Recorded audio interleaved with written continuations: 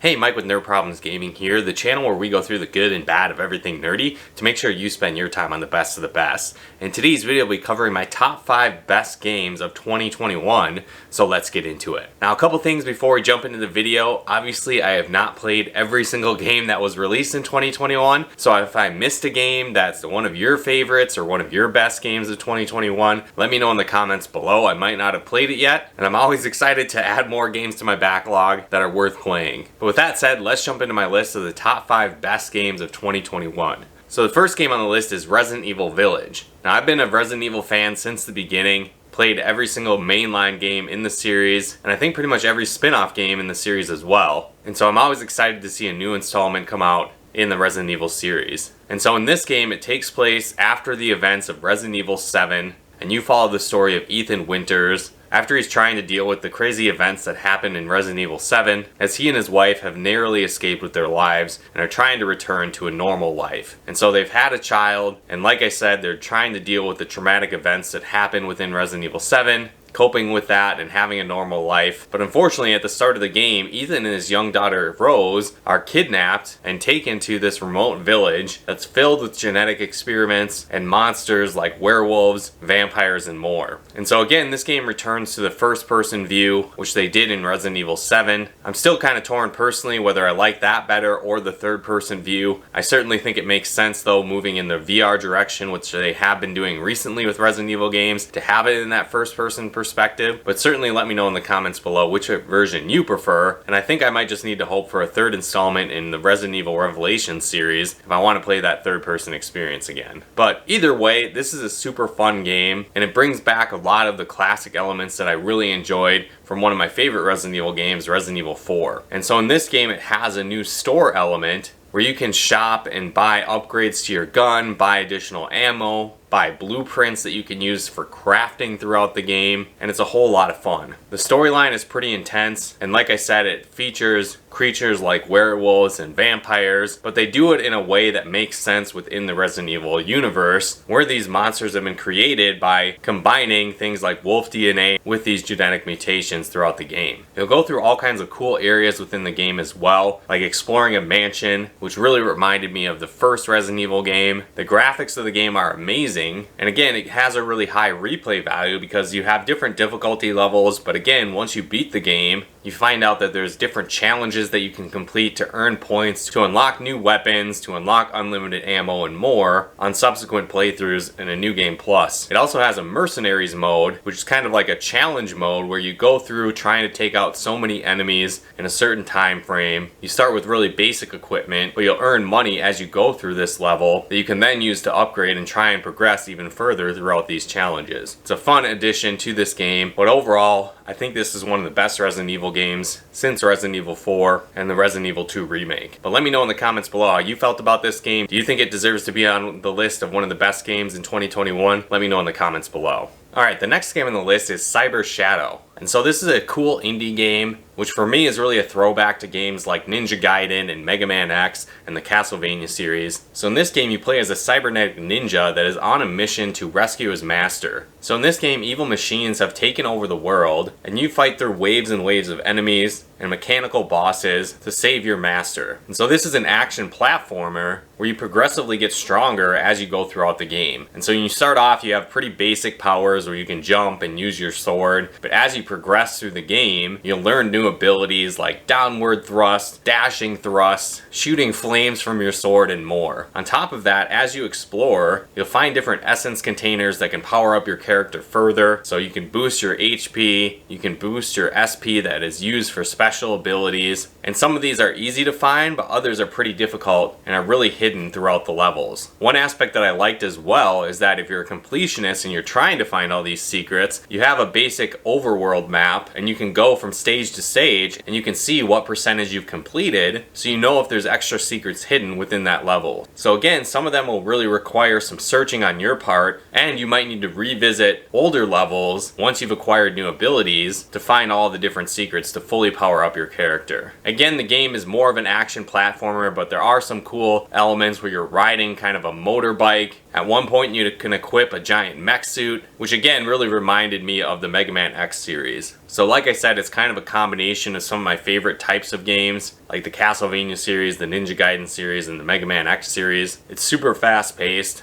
and a lot of fun. And it's definitely one of the best action platformers to come out in 2021. But let me know in the comments below if you played this game yet. If you think it should be on the list of one of the best games in 2021, let me know in the comments below. Alright, the next game on the list is Tales of Arise. Now, I've been a fan of the Tales series for a long time. The first game I ever played in this series was Tales of Symphonia on GameCube, and that's still one of my favorite games of all time. And since that has come out, I've played a lot in the Tales series, and they never really lived up to that expectation of that first Tales of Symphonia game I played. Tales of Arise is definitely a different story. The graphics in this game are phenomenal and suck you in right off the bat. On top of that, the storyline is one of the best parts of this game. So I won't go a ton into it, but the game focuses around Iron Mask, who is basically a slave, and really all of the people of the Danon planet are slaves to the Renin planet. And so this is like a binary planetary system where the two planets are really right next to each other. And 300 years ago, the people of the Renin planet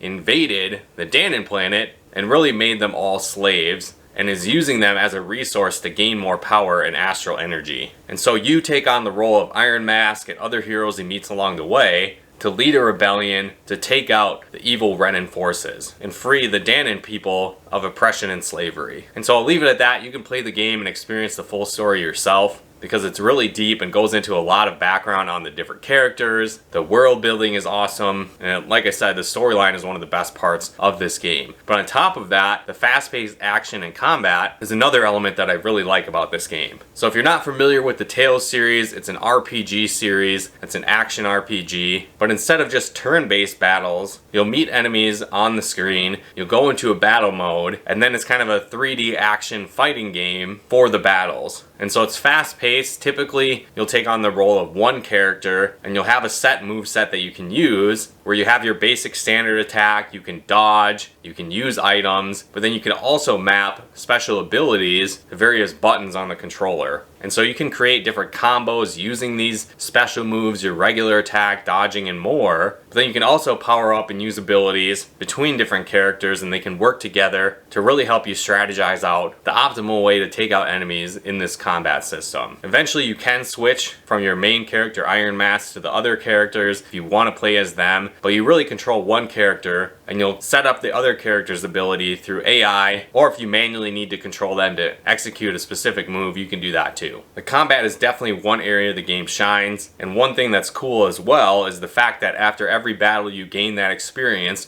and you gain that SP, but you also have a multiplier that gets applied to the results and the rewards from the battle depending on how well you played through that battle. So I've always liked that aspect of the Tales series that carried over into this game. And another cool thing that the game has is kind of the level up mechanic in general. So your character will level up through experience, but you also gain skill points that you can use to unlock new abilities, to power up abilities. And there's also different titles that each character has that you'll gain throughout the storyline or by completing certain challenges. And as you master these titles, you gain stat boosts, learn additional abilities that can further enhance your character.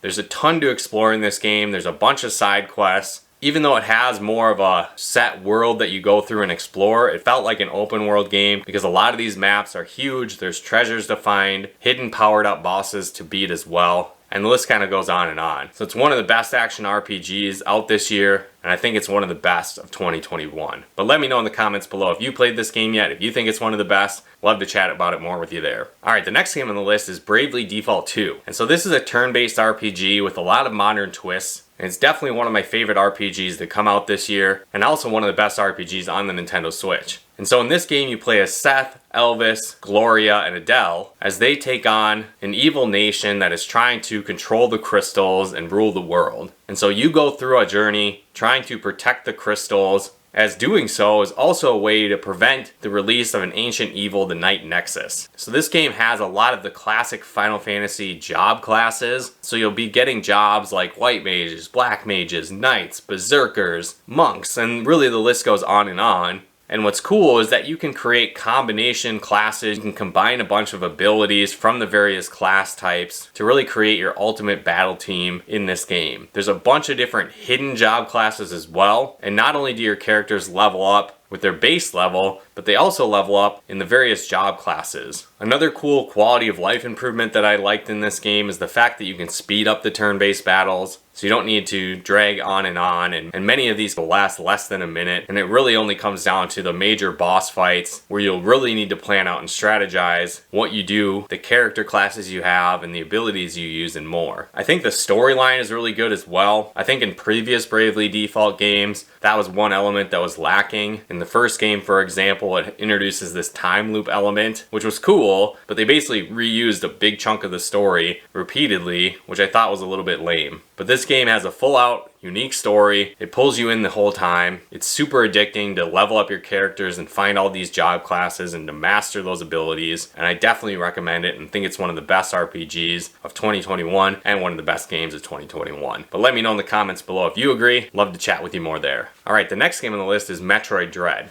Now, I've been a longtime fan of the Metroid series, and it's been quite a while since they've had a full-on 2D Metroid game. They did the remake of Metroid 2, Samus Returns, on the 3DS, and that's a lot of what this game reminds me of. But again, they haven't had a new Metroid game in the main storyline since Metroid Fusion on the Game Boy Advance. So it's been a long time coming, but in this game you play as Samus as she finds out that there's an X-Parasite still on the loose, which is a super powerful being that tends to wipe out all life on a planet and can really copy the form and ability of anything it touches. And so this is an extreme threat where the Galactic Federation sends these EMI robots to try and take it on. And so think of these robots kind of like the Terminator. They'll pretty much destroy anything they touch and encounter. But for some reason, communication with these robots has gone dark. And since you've encountered these parasites before, Samus is really the only person left to take on this threat now that the EMI robots have lost communication. And so you fly to this planet to uncover the mystery of the X-Parasite on this planet. And in doing so, when you arrive on this planet, you're quickly attacked and lose most of your abilities. And so you need to find a way off this planet and unravel the mystery of the X-Parasite and the evil Chozo that attacked you. And so again, this game is an action platforming game, which features a lot of fast-paced action. There's a lot of exploration in the game. It brings back a lot of the classic items and weapons from the Metroid series, where you're going to have things like your Ice Beam, your Charge Beam, your Screw Attack, your Morph Ball, bombs, and the list kind of goes on and on. But there is a lot of cool new additions to this game as well, with additional powers that you acquire as you play through the game. Even though it is a 2D Metroid, they do go back and forth between the 2D action gameplay and 3D environments and cutscenes, and so I really like that. It kind of gave me a feel of the best of both worlds as you play the game. It's not super long. The game will maybe take you between 6 to 15 hours depending on if you're a completionist and how long it takes you to figure out how to get past the EMI robots when you encounter them. This is a challenging aspect of the game because it's basically a one-hit kill if they get a hold of you, so you really need to figure out their patterns and how you can beat them in each individual scenario you meet them. The gameplay is awesome, the graphics are great, it's a fun continuation of the Metroid story, and it's definitely one of my favorite games of 2021. But let me know how it stacks up for you. Do you think it's one of the best games in 2021? Let me know in the comments below. Alright, so I know this list is the top 5 best games of 2021, but I wanted to include a couple honorable mentions because there was a couple games that I really enjoyed this year, but they were more remakes or remasters of old games, so I didn't necessarily want to include it in my actual list, but I think they're definitely worth talking about because if you haven't played them yet, they're definitely worth a playthrough. And so the first honorable mention is The Legend of Zelda Skyward Sword HD. And so why I like this game so much is the fact that it's really the origin story of the entire Zelda timeline. And so you find out really how the evil Ganon came to be. You find out the backstory of the Master Sword, the Triforce, the connection between Link and Zelda, and their ongoing battle with Ganon throughout the centuries. And the gameplay is really fun too. I think they did a good job of bringing the motion-based controls to a controller. While it's not necessarily my favorite aspect of the game, I kind of enjoy more traditional Zelda control schemes versus the motion controls. It's definitely playable, and I like that you're not forced into that motion control in this game. The game is more of a linear Zelda game as well, where you'll get new items, find a new dungeon, use that to explore and unlock new areas within the dungeon, find some key item that progresses the story and then move on to the next area. And so while it's not an original game to 2021 and it is just a remaster, I definitely think it's worth playing because I had a lot of fun with it. Alright, the next honorable mention is Tony Hawk's Pro Skater 1 and 2. I definitely played a lot of hours of these games growing up, and to see them remastered for modern systems is a ton of fun. The gameplay is super addicting, and they even added some new characters to the game, featuring some more modern skateboarders that weren't present in the first two games when they originally came out. So I thought that was cool to have that addition. You'll go through various courses trying to master tricks, get the highest score, and you'll earn money that you can use to unlock new outfits, new skateboards, to upgrade your characters and more. It also has a really cool multiplayer feature which you can play offline, and I think that's great because there's not really a ton of local co-op games that are a lot of fun available these days. Most games just feature online gameplay, not local co-op. So if you're looking for a fun game that's super addicting, that's great for multiple players, that you can even play locally with friends, I definitely recommend checking out Tony Hawk's Pro Skater 1 and 2. Well, again guys, that wraps up my top 5 best games of 2021, as well as a couple bonus honorable mentions. But let me know in the comments below if you enjoyed these games, if you think they're some of the best, if there's other ones I missed that I need to play still, let me know in the comments below. Obviously there was a ton of games that came out in 2021, and the honorable mention list could probably go for hours, but we'll cut it short here. But let me know in the comments below if you guys like this video, and be sure to smash that like button as it really helps out the channel. And if you haven't done so yet, be sure to subscribe and turn on the bell notifications to get the latest updates of new nerd videos we put out. And if you'd like to help support the channel, pick out content and more, become a patron of ours at nerdproblemsgaming.com/Patreon. And if you'd like to plug into our live streams and Let's Plays we do on the channel, you can follow us over on Twitch at nerdproblemsgaming.com/Twitch. But once again, thanks for tuning in, and we'll talk to you more soon.